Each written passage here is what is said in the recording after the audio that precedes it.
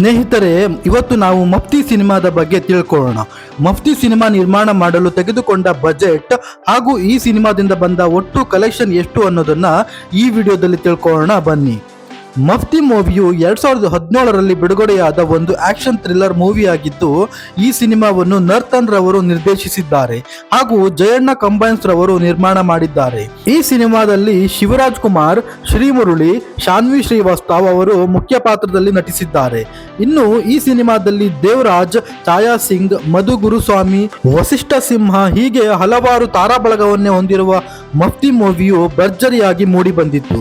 ಇನ್ನು ಈ ಸಿನಿಮಾಕ್ಕೆ ಖ್ಯಾತ ಸಂಗೀತ ನಿರ್ದೇಶಕರಾದ ರವಿ ಬಸ್ರೂರ್ ಅವರು ಸಂಗೀತವನ್ನು ಸಂಯೋಜಿಸಿದ್ದಾರೆ. ಈ ಸಿನಿಮಾದ ಬಜೆಟ್ ಹಾಗೂ ಕಲೆಕ್ಷನ್ ಬಗ್ಗೆ ಹೇಳಬೇಕು ಅಂತ ಅಂದ್ರೆ, ಈ ಸಿನಿಮಾವನ್ನು ನಿರ್ಮಾಣ ಮಾಡಲು ತೆಗೆದುಕೊಂಡ ಒಟ್ಟು ಬಜೆಟ್ 7 ಕೋಟಿ ಹಾಗೂ ಈ ಸಿನಿಮಾದಿಂದ ಬಂದ ಒಟ್ಟು ಕಲೆಕ್ಷನ್ ಬರೋಬ್ಬರಿ 15 ಕೋಟಿ.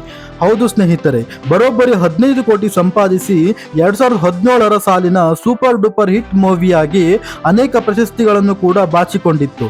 ಶಿವರಾಜ್ ಕುಮಾರ್ ಅವರ ವೃತ್ತಿ ಜೀವನದಲ್ಲಿ ಅತಿ ಹೆಚ್ಚು ಗಳಿಕೆ ಮಾಡಿದ ಚಿತ್ರಗಳಲ್ಲಿ ಮಫ್ತಿ ಸಿನಿಮಾವು ಕೂಡ ಒಂದಾಗಿತ್ತು. ಈ ಸಿನಿಮಾದ ಪೂರ್ವ ಭಾಗವಾಗಿ ಬೈರತಿ ರಣಗಲ್ ಎಂಬ ಚಿತ್ರವನ್ನು 2024ರಲ್ಲಿ ಕೂಡ ಬಿಡುಗಡೆ ಮಾಡಲಾಗಿತ್ತು.